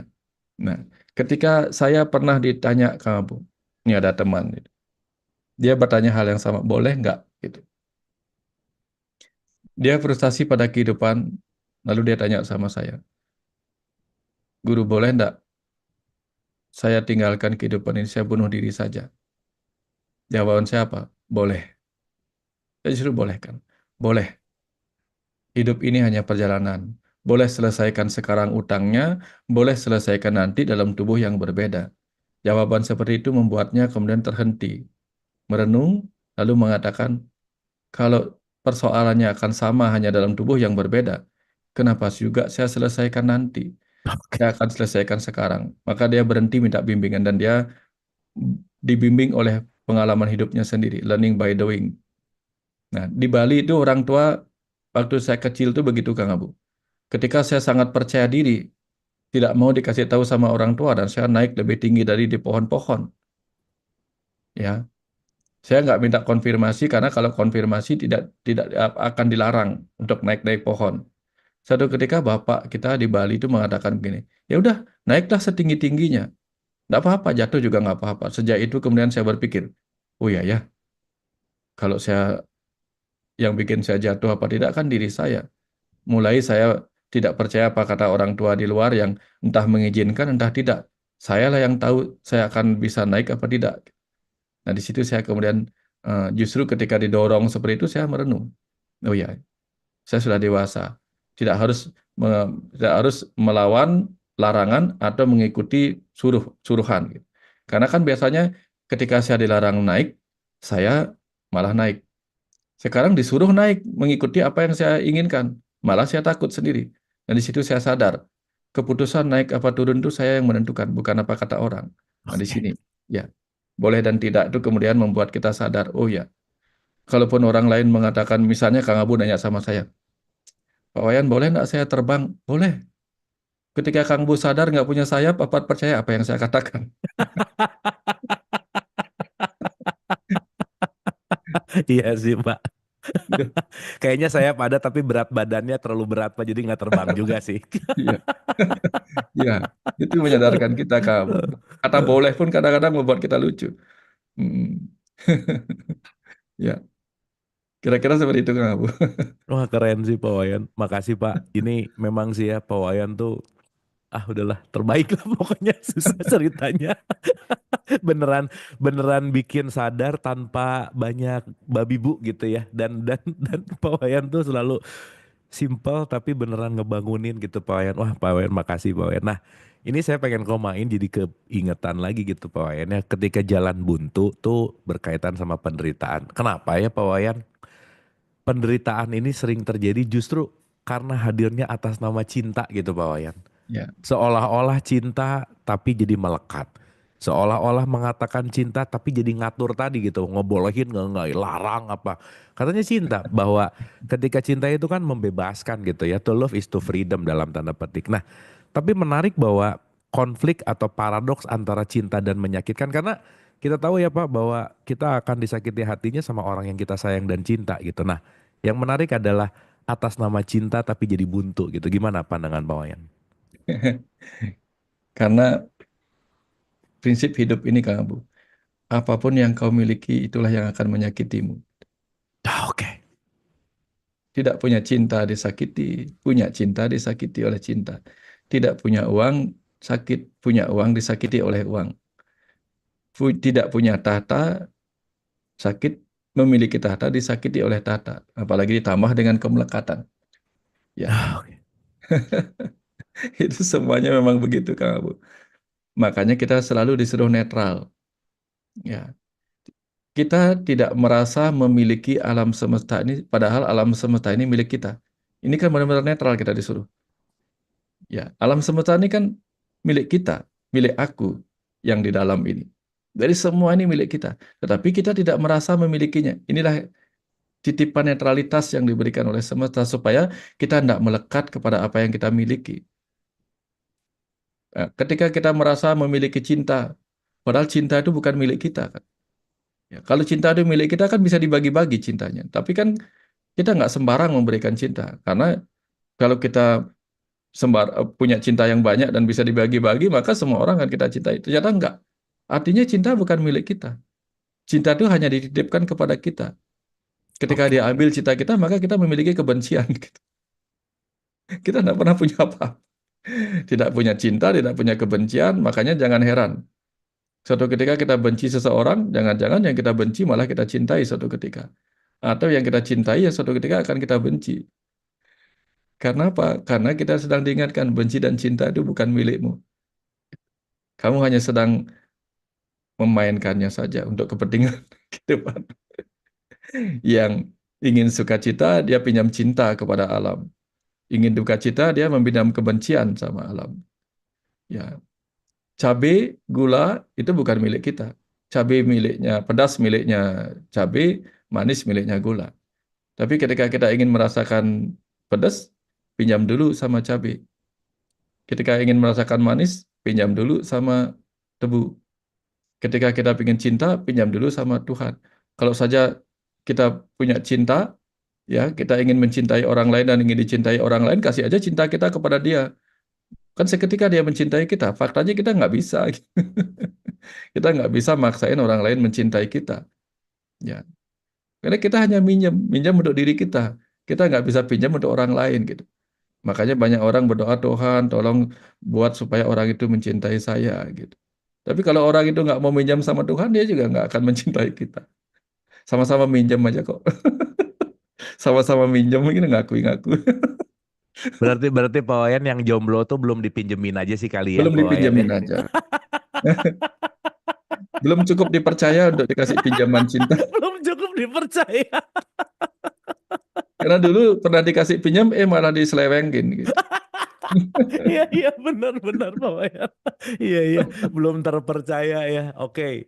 Jadi Ya, mungkin harus diganti diksi ya bahwa memang ya, aku ya. belum dipercaya oleh cinta gitu ya kira-kira ya. Ya oke oke Pak Wayan. Minta Wah minta bikinkan lagu nih kan. Belum dipercaya cinta gitu. belum dipercaya cinta. Aduh Pak Wayan makasih Pak. Ini mudah-mudahan menyadarkan yang jomblo ya Pak Wayan. Judulnya gini Kang Abu. Love, love, please give me a trust gitu. Benar. Please give me a trust. Benar. Berilah aku kepercayaan. Cinta Oke. berilah aku kepercayaan gitu. Oke. Thank you Pak. Wah kalau sama Pak Wayan saya nggak bisa berhenti-berhenti sih Pak. Tapi ini kan ada pertanyaan dari teman-teman juga. Ya, Kita boleh tepuk tangan dulu buat Pak Wayan. Pak Wayan terima kasih banyak. Indah sekali hari ini momen. lucu-lucuan ya Kang ya. Lucu Lucu-lucuan. Pak. Pokoknya Biar hari nggak ini. bosan sama kebuntuan itu gitu. Hari ini pokoknya super duper lah Pak. Anyway teman-teman. Ini ada pertanyaan ya. Jadi saya bacain satu-satu dulu. Oke, ini dari Mas Haris, Pak. Ini bagus pertanyaannya, saya rasa relate sama banyak orang gitu ya. Jadi gini pertanyaannya. Saya tidak tahu apakah aku mengalami kebuntuan, yang pasti saya sangat sadar bahwa pada saatnya saya harus kembali kepadanya, tapi khusyuk dalam melaksanakan ibadah tak pernah aku nikmati. Yang pasti, ingat selalu menyertai napasku dan mengalir saja. Pertanyaannya adalah, adakah saya mengalami kebuntuan karena khusyuk tidak pernah bisa aku wujudkan? Mungkin kalau pokoknya saya sederhanakan pertanyaannya Pak Wayan dan ini juga banyak sekali.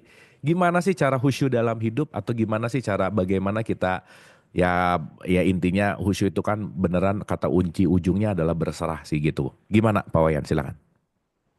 Tadi katanya Pak Hari ya, Haris ya. Pak Haris, beliau selalu ingat ya tadi katanya ya. Iya, Selalu ingat sama Tuhan, tapi nggak bisa gusuk ibadah gitu ya. iya betul. Oh, saya nggak tahu nih kalau Kang Abu mungkin bisa jawab. Kalau ibadah itu tujuannya untuk apa, Kang Abu? Mengingat kan. Oke, kalau sudah ingat, Ya udah ingat ya perlu menyatu. ibadah. Oh iya iya iya oke. Iya iya iya iya iya. Iya iya iya. Saya Iya mau iya. makan supaya kenyang. Kalau sudah kenyang, perlu Gak usah makan. Iya betul. Mana yang lebih penting kalau begitu? Oke. Oke Pak. Sudah ingat juga cukup gitu. Ya, Oke. ya. Mau tidur sebentar biar segar. Kalau sudah segar, tidur lagi nggak? Tuh. Mana yang lebih penting? Oke. Tidurnya apa segernya? Gitu. Oke. Oke Pak. Ini ini sih sedikit tapi membunuh Pak.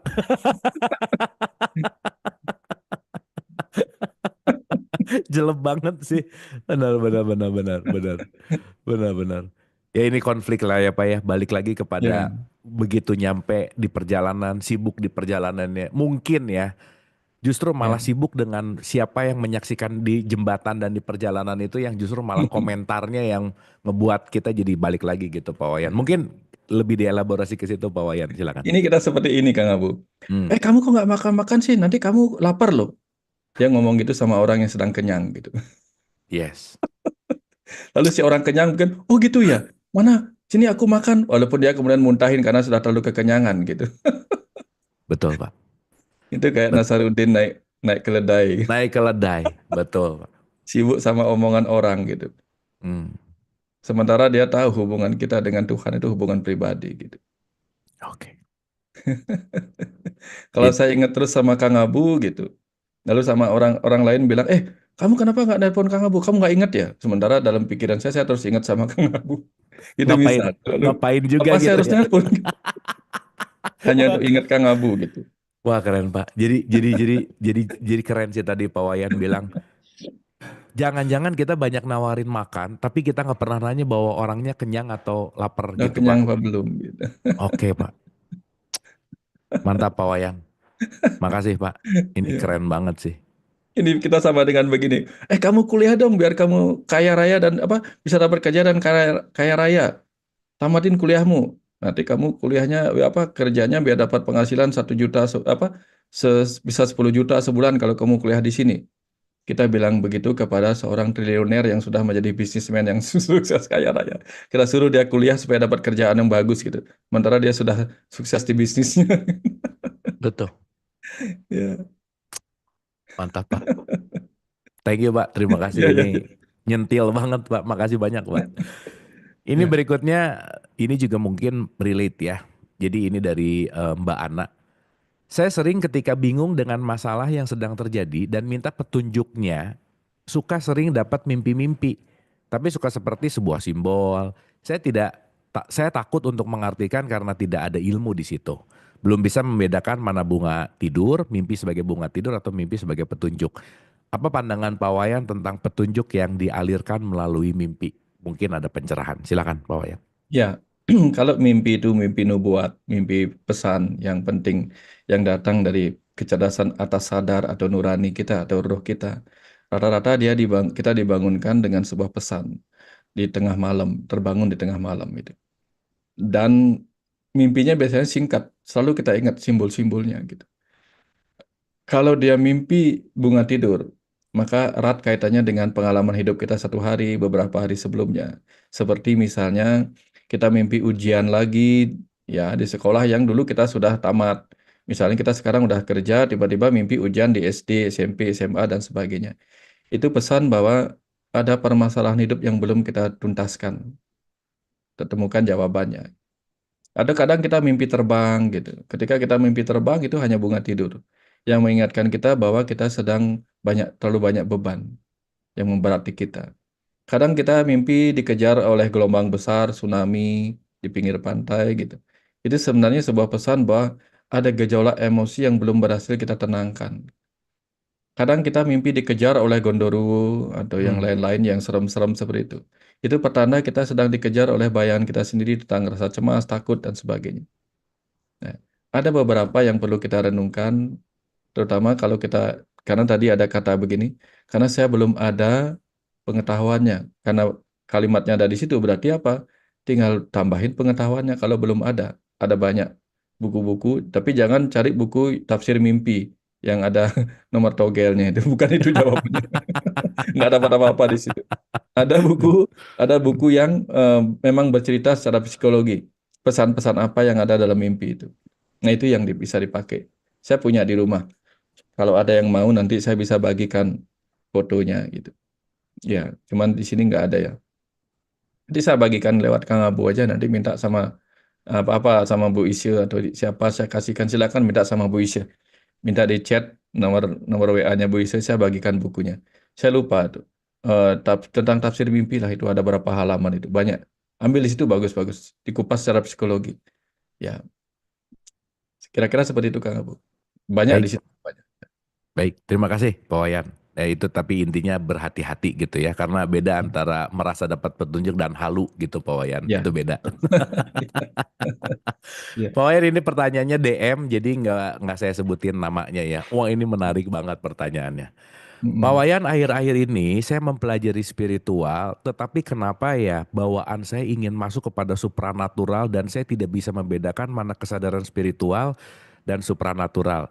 Seakan-akan saya sering sekali melihat cahaya, seakan-akan saya sering melihat sekali banyak petunjuk dan saya bisa merasakan itu di mana-mana dan saya takut terjebak dalam supranatural ini. Apa yang harus saya lakukan untuk melakukan balance antara spiritual dan supranatural? Wah, ini menarik Pak Wayan. Silakan, Pak. Yang pertama-tama, pengalaman kita di dunia supranatural seperti itu juga relate dengan apa yang Tiang sampaikan tadi, bahwa apa yang kamu miliki itu akan menyakitimu. Hmm. Banyak orang ingin bisa melihat alam-alam gaib, alam-alam tak kasat mata. Tapi ketika mengalaminya, banyak orang yang pernah mengalaminya tidak ingin lagi mengalaminya. Karena lihat sana, lihat sini, penuh dengan hal-hal yang tidak terlihat oleh orang lain. Dan dia menjadi gila sendiri karena melihat apa yang tidak dilihat oleh orang lain. Begitu diceritakan apa yang dilihat itu pada orang lain, malah menjadi terkesan halu. Beda kalau kita bisa melihat makna yang ada pada kehidupan kita, diceritakan kepada orang lain, seringkali itu bermanfaat pada orang lain. Ya, sangat berbeda. Kan sama-sama. Makna itu adalah sesuatu yang tidak terlihat, dia hanya simbol-simbol. Tapi ketika terbaca, kita bagikan apa yang terbaca, itu bermanfaat. Dan orang lain senang. Tapi kalau kita melihat makhluk-makhluk lain yang tidak terlihat oleh orang lain, lalu kita ceritakan, malah kita dibilang halu dan kita menjadi takut sendiri. Ya, dianggap waham dan sebagainya. Nah, ternyata kemampuan supranatural itu memang bagian dari diri kita ketika kita berproses menuju pencarian atau perjalanan spiritual itu. Di awal-awal kita akan ditarik oleh misteri-misteri alam lain, diberikan energi-energi lain, karena kita sedang masuk dari materi ke energi ke kecerdasan. Di materi di duniawi ini, kita menemukan banyak hal. Masuk ke wilayah energi, kita mengalami apa yang disebut kawisesan atau kesaktian. Sehingga bisa menggerakkan awan, menurunkan hujan, bla bla bla gitu. Menggerakkan makhluk ini, makhluk itu, bisa bikin orang kesurupan, bisa menghentikan orang kesurupan. Itu dunia-dunia seperti itu. Tapi kalau itu dilewati, nanti akan masuk ke dunia yang disebut kawiwekan atau kebijaksanaan. Mainnya sudah bukan lagi di wilayah energi, mainnya di wilayah kecerdasan. Sehingga dengan kecerdasan itu, kata-kata yang bijak pun bisa menyembuhkan. Bukan hanya kata-kata yang bersifat mantra, doa, kutukan, dan sebagainya. Bahkan kata-kata yang bijak pun bisa menyembuhkan, bisa memberi terang pada orang-orang. Nah, ini momentum di mana ketika kita berhasil melewati itu. Sehingga ketika saat ini sedang masuk ke dunia supranatural seperti itu, nikmati saja.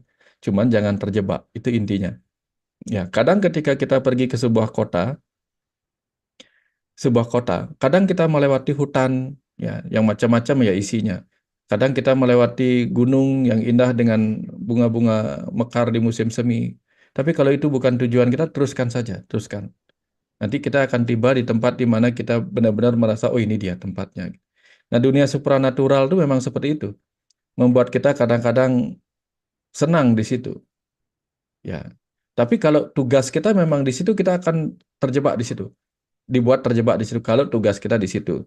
Makanya ada orang yang memang dibuat menjadi penyembuh dengan kemampuan-kemampuan seperti itu. Tapi kalau kita nggak nyaman di situ, berarti bukan tugas kita di situ. Teruskan aja, teruskan saja. Nanti akan lewat di situ, lewat. Sama dengan kita meditasi, pada saat meditasi kadang kita bisa bertemu cahaya, bisa mengalami ketemu makhluk-makhluk lain, bla bla bla dan seterusnya. Lewati, lewati, lewati. Makanya di Buddha pernah diajarkan, kalau dalam meditasi kamu ketemu Buddha, bunuh. Hmm. Artinya apa? Bukan itu, bukan itu, bukan itu. Teruskan, teruskan. Sampai nanti kita akan sadar sendiri, oh ini yang saya cari, bukan yang ini. Kita akan tahu sendiri kok. Karena masing-masing jiwa itu mempunyai prosedurnya, kurikulum dan prosesnya. Saya juga mengalami hal-hal seperti itu sejak kecil gitu. Tapi saya nggak pakai itu. Karena itu bukan tugas saya gitu. Saya hanya melewati saja untuk mengerti, oh ya.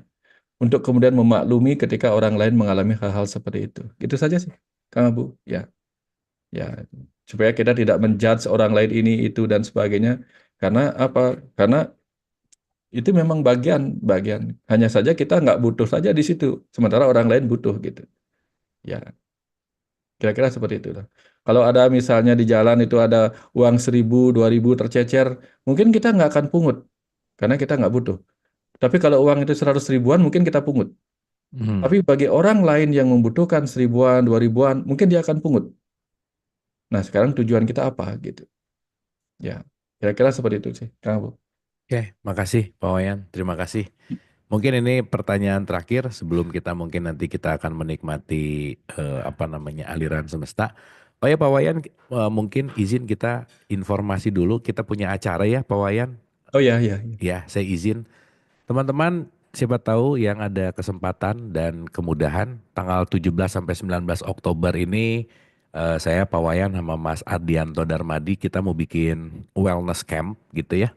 Jadi kita 2 hari kumpul gitu di sekitaran dekat Candi Borobudur di Magelang sana. Kita mau apa namanya ya intinya kita dialog, kita belajar bersama dan siapa tahu ada yang berminat boleh di sini ada kontak personnya gitu. Mungkin boleh dihubungi gitu. Siapa tahu kita bisa bertatap muka gitu ya, bukan hanya bertatap layar. Dan satu lagi, mungkin ini akan ada di bulan Desember, gitu. Karena di bulan Desember, tanggal 6 sampai 8 juga teman-teman dari Ngaji Roso gitu ya. Karena kita belakangan ini banyak berdialog dan banyak ngobrol sama teman-teman Ngaji Roso. Kita juga mau bikin gathering nasional, nah nanti tapi informasinya karena masih Desember nanti segera kita informasikan gitu. Jadi di Oktober ada 17 sampai 19, nanti di Desember 6 sampai 8 gitu. Nah mudah-mudahan di waktu-waktu itu bagi teman-teman ada yang mau berminat untuk kita tatap muka gitu, untuk kita dialog langsung, ditunggu gitu. Terima kasih teman-teman. Ini mungkin pertanyaan terakhir Pak Wayan sebelum kita ada pengaliran seperti biasa dialirkan gitu ya. Ya. Salam Rahayu Dr. Wayan dan Kang Ambu Rahayu. Mohon izin ini dari Endrawati. Jika bingung mau mengerjakan apa dulu karena saking banyaknya kerjaan yang menumpuk sehingga stuck, bingung dan malah energi terkuras dalam kebingungan mau ngapain dulu. Apakah itu termasuk dalam kebuntuan? Dan jika kebuntuan seperti ini bagaimana cara merasa stuck dan freeze? Gimana cara lepas kali ya? Gimana cara lepas dari stuck dan freeze dan mencair kembali segera gitu? Wah ini menarik nih Pak Wayan. Silakan Guru. Ya, tentu kita ambil yang mana menjadi prioritas kita. Sepanjang hari kita berhadapan dengan banyak sekali kegiatan. Sepanjang hari, begitu baru bangun tidur. Ada pekerjaan untuk diri kita sendiri, mau mandi, makan, ya bersih-bersih, buang kotoran dan sebagainya, kemudian nyapu dan lain-lain, kemudian ada pekerjaan kantor, pekerjaan lain-lainnya. Setiap hari kita memiliki pekerjaan yang menumpuk. Tapi karena kita sudah terlatih apa yang menjadi prioritas kita, maka kita tahu. Yang pertama mungkin prioritas kita adalah ke kamar mandi, bersih-bersih diri. Setelah itu baru bersih di luar diri kita. Karena sudah terbiasa seperti itu, maka kita tidak mengalami kebingungan mana yang harus dikerjakan. Nggak mungkin orang Ketika sakit perut dia berpikir, saya sakit perut dulu ke belakang apa makan dulu ya? Nggak mungkin kita. Karena kita sudah tahu mana yang harus diprioritaskan. Nah, yang kita butuhkan adalah teruslah berlatih mengerjakan hal-hal yang paling mudah kita kerjakan. Seperti kalau kita lagi ujian di sekolah. Kalau kita dikasih ujian di sekolah, 100 soal, sudah ya latih oleh guru kita, kerjakan yang paling mudah lebih dulu. Jangan sampai gara-gara mengerjakan yang paling susah, nanti waktunya habis dan kita bahkan tidak sempat mengerjakan hal-hal yang mudah. Jadi beresin dulu yang mudah-mudah, nanti yang gampang sisihkan. Ya, karena waktu kita dalam satu hari kan mungkin hanya terbatas. 12 jam, sisanya mungkin sudah kita kerjakan untuk hal lain. Makanya belajar untuk membangun, memanage prioritas dalam pekerjaan kita, mana yang harus kita dahulukan gitu. Kadang kita itu menjadi rumit karena apa? Pekerjaannya menumpuk, tapi rumit, sibuk memikirkan urusan-urusan orang lain, urusan perasaan kita yang kemarin belum beres, urusan masa lalu kita yang belum beres dengan teman di kantor, sementara pekerjaan yang harusnya bisa dikerjakan masih numpuk. Ini gangguan prioritas kita, gangguan prioritas. Nah, makanya kalau kita tahu prioritas kita apa, kita akan mengerjakannya. Seperti kalau seorang pelukis, seorang pelukis.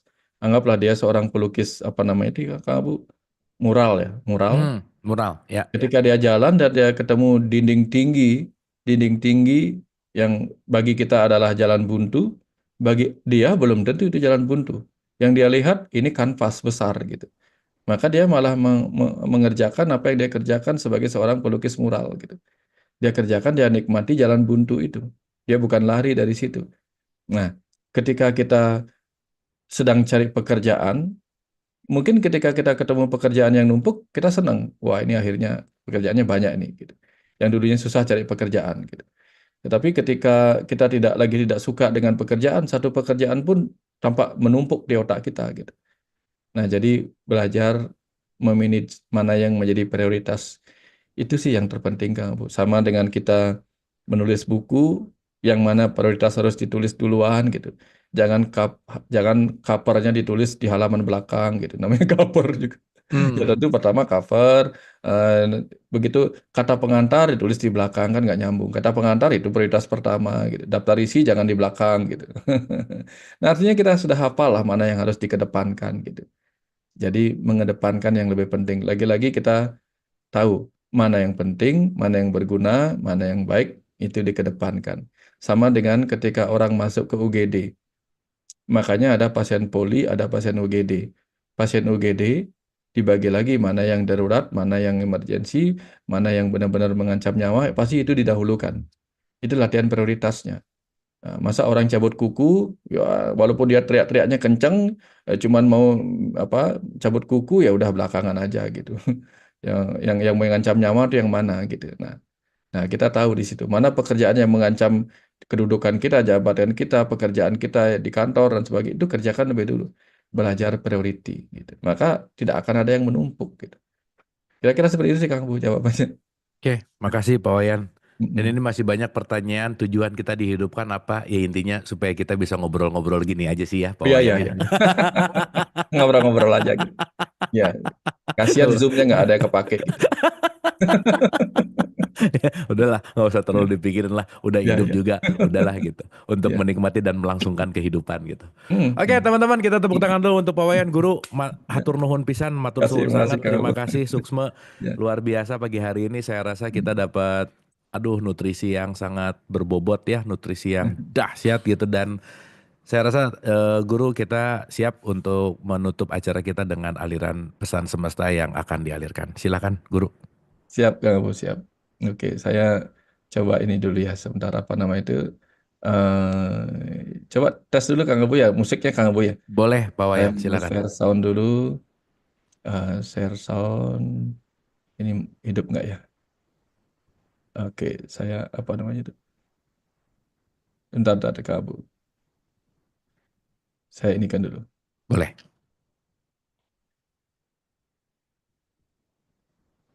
Hidup Kang Bu? Hidup, enak, mantap, Pak Wayan. Oke. Nggak terlalu kencang ya? Nggak aman.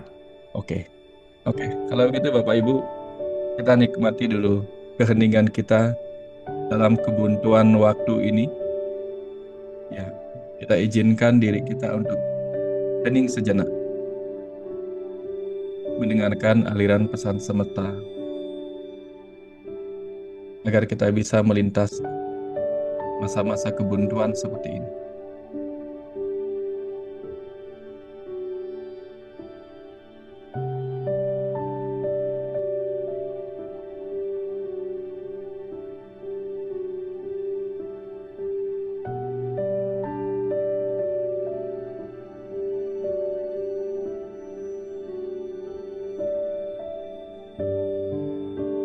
Anakku, jiwa-jiwa yang sedang terjebak dalam ruang buntu tubuh manusia, yang sedang terjebak dalam kebuntuan pikiran hingga tak lagi mampu keluar dari masalah kehidupan yang kalian hadapi saat ini. Dengarlah, anakku, dengarlah. Duduklah sejenak dalam ketenangan jiwa, karena kebuntuan itu tidak akan lenyap oleh batin yang penuh kegusaran, kegundahan, kegelisahan. Hanya ketenanganlah yang akan memberi ruang dan waktu bagi jiwamu untuk mengalirkan jawaban dan menciptakan jalan keluar dari kebuntuan itu. Anakku,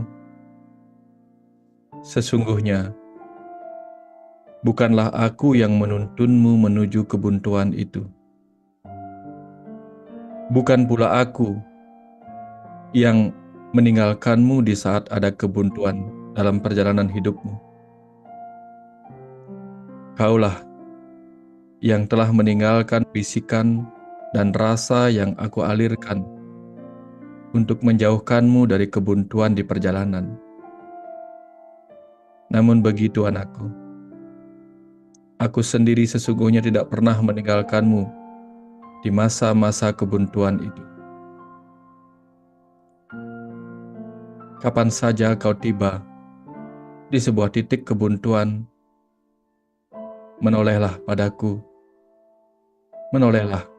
anakku. Karena isyarat dariku selalu hadir memberimu jalan keluar. Lihatlah di sekitarmu. Lihatlah agar kau mau belajar mengenali kehadiran jawabanku datang menuntunmu ke jalan keluar.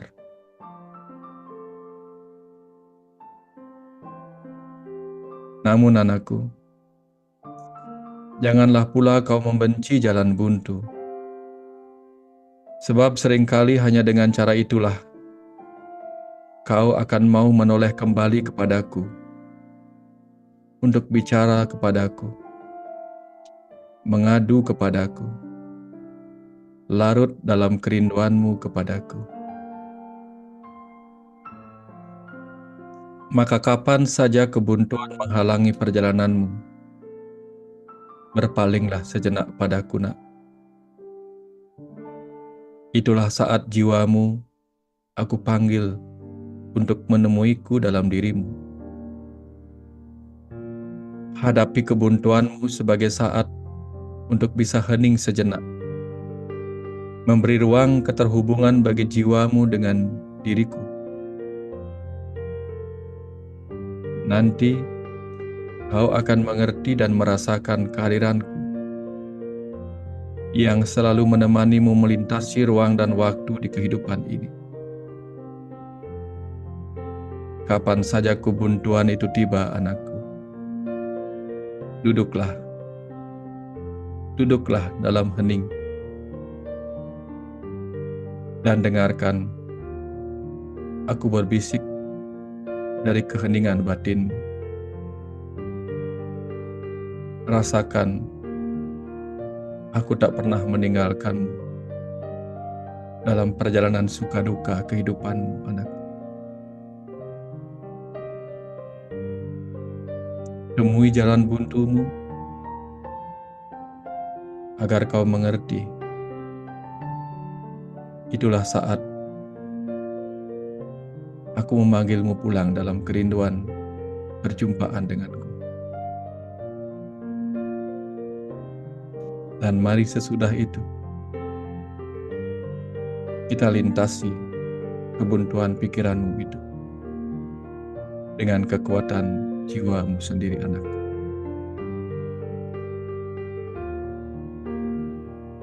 Teruskan berjalan, anakku, sampai tiba saat aku menjemputmu pulang ke dalam diriku sendiri.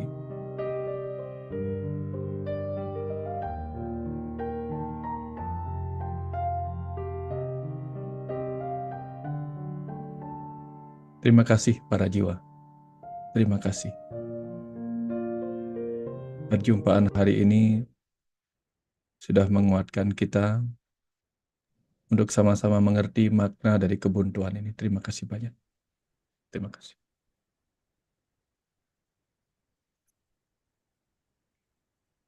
Tidak terhingga Pak Wayan, terima kasih untuk pagi hari ini. Ibu dan Bapak juga terima kasih atas kebersamaannya.